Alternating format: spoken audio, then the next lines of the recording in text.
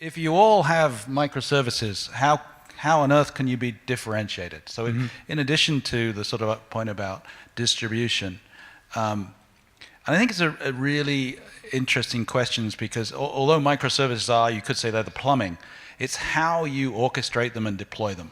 And so I sort of reject this comment that often people say about insurance is going to be a commodity business and there's nothing left and you'll all be the same. Because everybody in this panel is offering, in many cases, the so-called same product, but they do it in so many different ways. And so if you orchestrate your microservices, you could have a rating service. We talked about different ways to have a rating service with different UI and SMS and WhatsApp and whatever.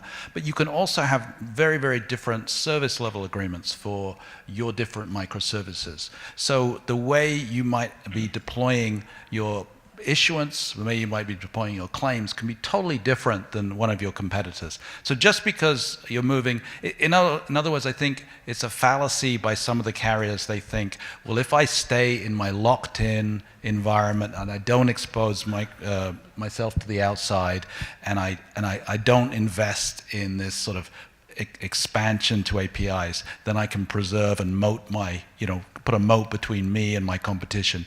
I think that's a fallacy that'll in the end sink them.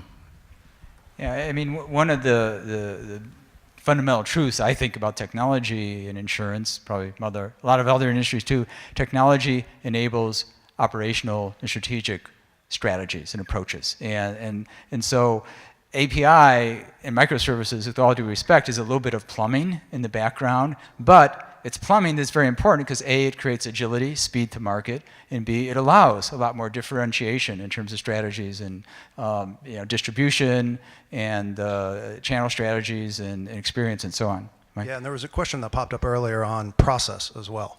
So a lot of the, what we try to get our people to stop thinking about is the next as you're stepping through a screen. And that has a process with hundreds and thousands of pages of documentation around that. And a lot of that operational work from the ops teams has been built around the system capabilities. And when you're able to, Anaki put the point together, is how you're able to just connect things independently and put things together that normally weren't following such a linear process, you can change the process.